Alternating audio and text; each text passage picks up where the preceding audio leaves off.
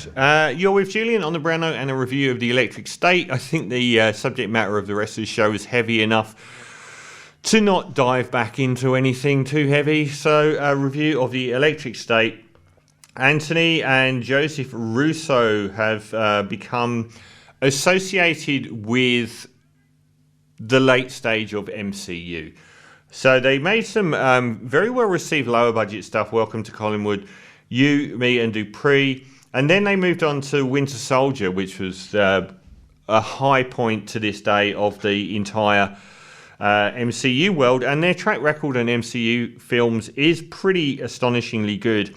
Winter Soldier, Civil War, Infinity War and Endgame. Pretty stellar run, as good as probably any director in the MCU world. Since then, it's been a bit of like they've produced films like 21 Bridges, which was pretty bad. Extraction was good, and Extraction 2 was good. There were only producers there. But they did show a paradigm, I thought, with Everything Everywhere All at Once. They produced an A24 film. Yes, that's great. Let them do that. But they made their own film as directors, and it was The Grey Man, which is pretty awful and also obnoxiously expensive. And now they've come back with The Electric State, which is getting hammered by critics, particularly as this Netflix original that didn't even get released in cinema cost $320 million. One of the most expensive films of all time, and no, you cannot tell. That would be, in cinema terms, a break-even point of over $600 million. So Netflix is certainly paying through the nose for these two. I assume that they're coming back for the next wave of rehashes that the MCU are doing. The plot is quite convoluted. We have a future where robots do everything for us. They become sentient and get annoyed and want to be treated better. And then we have a war between us and the robots. Then the Mark Strong, Stanley Tucci, calling him Mark Strong. His character Ethan Skate, who's an Elon Musk-ish guy, develops a way for human beings to put on a mask and control other robots who then win the war. So we live in a society that's beyond that war, where robots are now shoved into places like a wasteland where they can all live together, or they're all killed, and if any are found in human environments, they're whacked and so on. And human beings have become these incredibly, a little bit like the film Wall-E, where they're just basically, they put their mask on and they live a different life somewhere else and just vegetate and grow fat. So you can live a life of someone else through your robot. Millie Bobby Brown is a lead girl. She lives with, great to see George Costanza in the house. Jason Alexander is her stepdad or foster dad. And she's come from a family where her brother was a mathematical genius, and her brother and her parents were killed in a car accident. And she's been going through bouncing from foster parents to foster parents. And then this robot comes along out of the junk in the garage and says, I'm your brother. Basically, the same technology that's used now where a human can put on their headpiece and then they can be in this robot somewhere else. He's like a forerunner of that. His part of his psyche, not the whole thing, but part of his psyche is in this robot. And she sets off on a mission across America to try and find her real brother, who's apparently still alive somewhere, didn't die in the car crash. And along the way, she forms a bond with Chris Pratt, who's wandering around making money, being a bit of a con man. Someone said, like, the film is basically Millie Bobby Brown being a bit like her Stranger Things character, and Chris Pratt being a bit like his Star-Lord character in Guardians of the Galaxy, 100%. Absolutely 100%. Now, it has got absolutely trash 15% on Rotten Tomatoes, I think. And it's not. It's 15% on Rotten Tomatoes. That's down there with Madame Web. I gave Madame Web a 0 out of 10.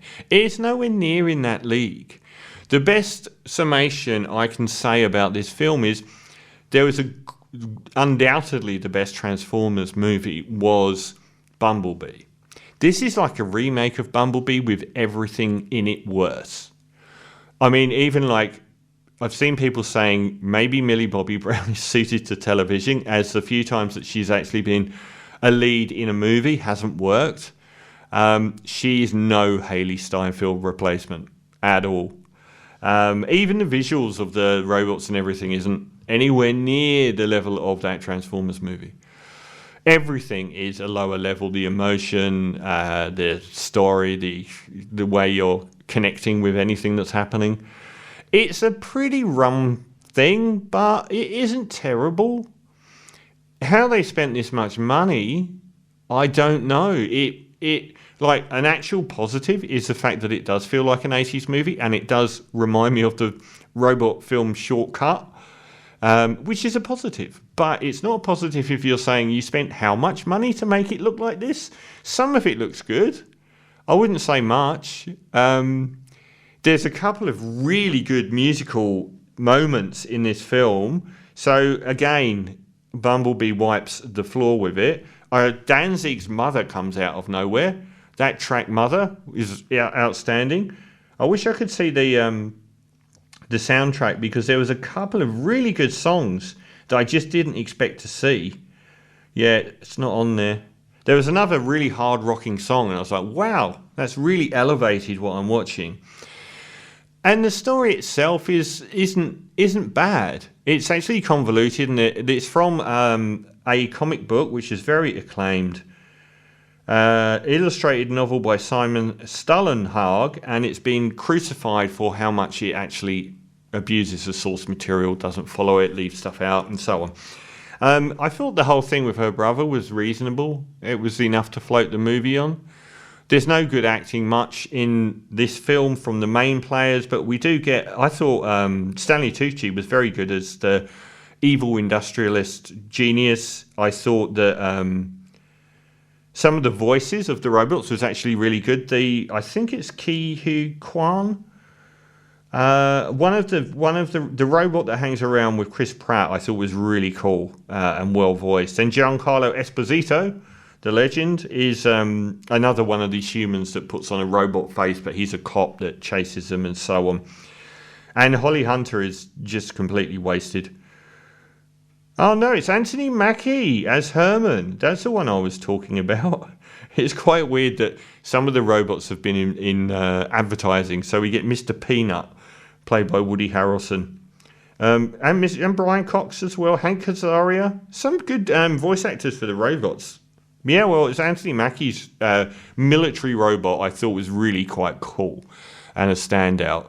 And some of the robot design is pretty decent. Other times it's kind of odd. You definitely wouldn't say this is one of the most expensive films ever made. But honestly, The Electric State, I'm going to give it a 6 out of 10. It's perfectly passable home entertainment.